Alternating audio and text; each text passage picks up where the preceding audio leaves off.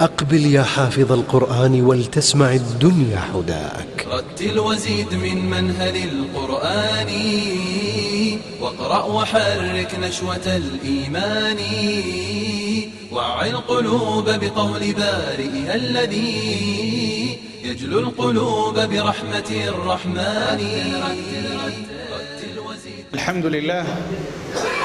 الحمد لله بنعمته تتم الصالحات، ثم الصلاة والسلام على خير الورى.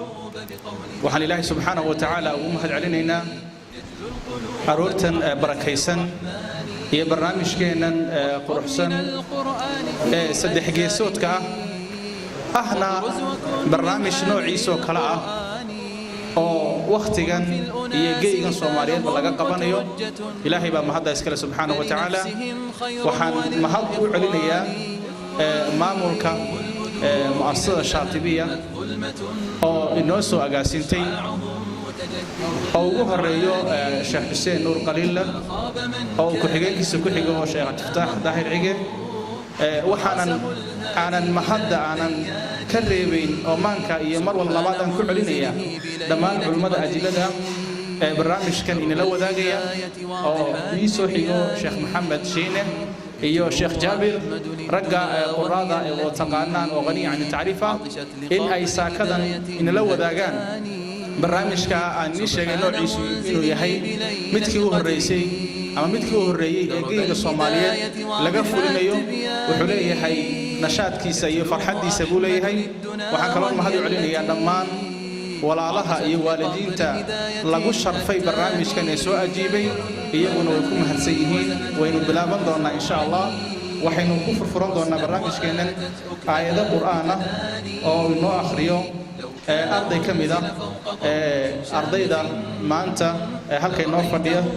waxa weeyaan Suhayb Cabdiraxmaan Axmed oo inoo akhrin doono aayado Qur'aan ah. ku soo dhawaada. أعوذ بالله من الشيطان الرجيم. يا أيها الناس قد جاءتكم موعظة من ربكم وشفاء لما في الصدور وهدى ورحمة للمؤمنين. قل بفضل الله وبرحمته فبذلك فليفرحوا هو خير مما يجمعون. قل أرأيتم ما أنزل الله لكم من رزق فجعلتم منه حراما وحلالا.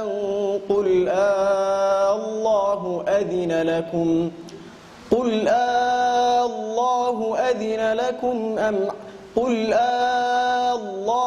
أذن لكم أم على الله تفترون.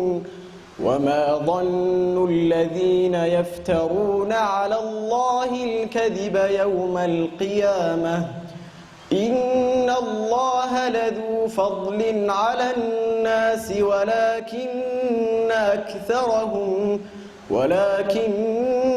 أكثرهم لا يشكرون.